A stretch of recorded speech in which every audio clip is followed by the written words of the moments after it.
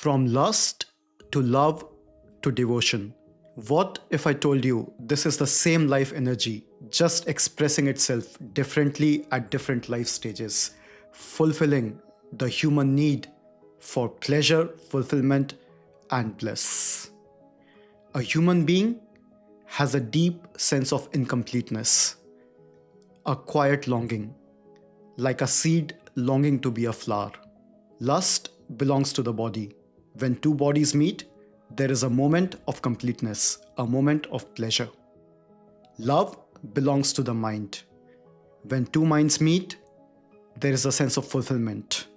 There's a sense of completeness. And devotion belongs to the soul. And the soul is complete in itself. There is bliss. This is a state we associate with the likes of Mirabai, Sufi saints. The very energy that can create a human child at its highest potential can create a Buddha. Welcome to Deep Conversations. Today, I take you through the fascinating journey of life energy and what it means to be a human being. Why we desire, why we love, and why, even after getting what we want, we do not feel complete. I first heard this perspective in an Osho lecture years ago, and since then, it has stayed rent-free in my mind. Let's begin with being a human. Human beings are like seeds, part manifested, part unmanifested. Within us, we carry the potential to be a flower, to be a Buddha, to be God realized. Seed naturally longs to be a flower, and until it becomes one, it will never be fully satisfied. Such is the bad luck or good luck of being a human. We will never be fully satisfied until we experience ourselves at the soul level. Along the way, we may find many stops such as money, success, relationships, pleasure, but these are stations, not home. And that is why a funny thing happens. The more our desires are met, the more this sense of incompleteness can be felt. That's why depression is not uncommon amongst celebrities. This journey of life energy moves from lust to love to devotion. Lust is the seed. Love is the plant. Devotion is the flower, where the real beauty and fragrance of life are finally experienced. Our life energy, in its seed form, originates as sexual desire in the body. The body on its own feels incomplete. That is why it seeks another body to feel whole. Mostly, it desires the opposite kind, the one that it is missing. And when two bodies meet, there is a brief moment of completion, a moment of pleasure which culminates into orgasm. That is why orgasm is so ecstatic, a glimpse of something higher. But it doesn't last. And very often, what follows is not peace, but a deeper emptiness, a quiet sadness. And hence, we want to feel this momentarily pleasure again and again, little wave of bliss.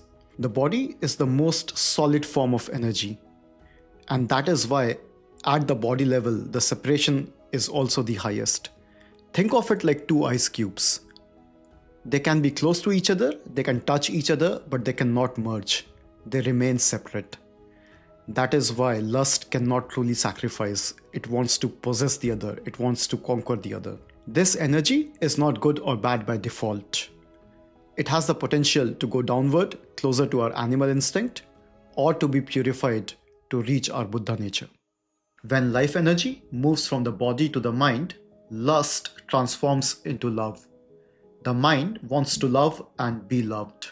You'll often notice that in long-term relationships, attraction moves away from the body towards the mind. Their personality, humor, kindness, understanding. That is why love feels more fulfilling than lust. When two people are connected through love, the separation between them reduces. At this stage, the ice cubes are melting into water, not as solid anymore, merging, but still not limitless. The seed has become a plant. Something unmanifested before has manifested. But the flower is still not there. The mind is the bridge between the body and the soul. Love is the bridge between lust and devotion. It is a preparation to move towards the highest.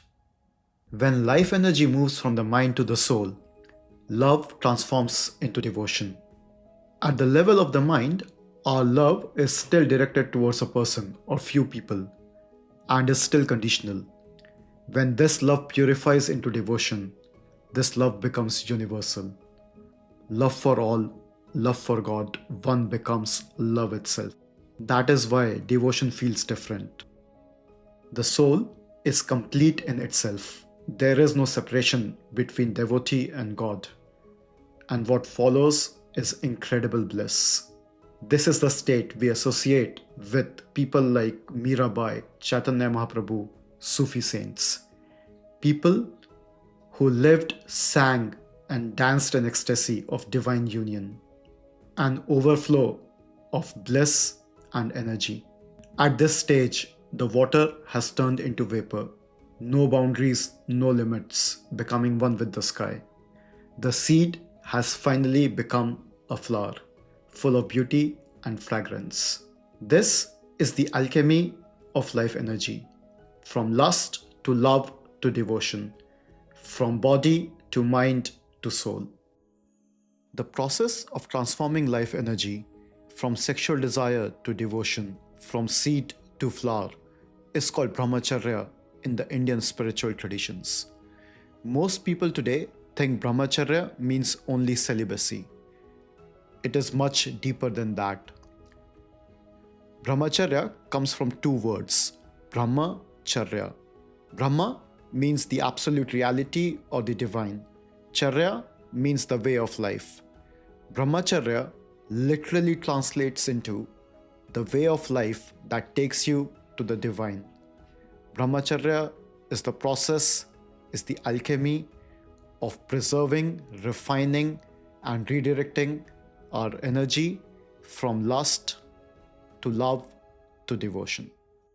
In the original Indian spiritual traditions, sexual desire was never seen as sinful.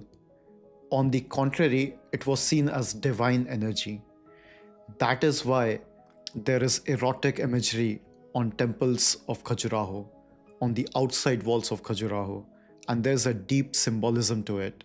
It represents how the human journey starts with sexual desire, but as you move inwards, as you move from outside of the temple to the inside sanctum, there is stillness, there is divinity, representing the human journey that starts from desire and ends in stillness and divinity. Sexual energy or sexual desire is not denied, it is transcended. Transformation of sexual energy into something higher wasn't restricted to just ancient cultures. In the modern world, many iconic figures have done that. Nikola Tesla lived a life of celibacy so he could channel all his energy to uncovering the secrets of universe. Muhammad Ali used to abstain to channel all his energy and focus and bring it to the ring. These were not acts of moral discipline. These were acts of energetic discipline. They weren't fighting desire, they were channeling it. Finally, I want to leave you with this advice from Osho. Osho was completely against suppressing sexual desire. In his opinion, suppressing sexual desire leads to guilt and perversion. He advised people to witness it, understand it, and transform it. And the way of transformation? He said, don't fight your sexual desire.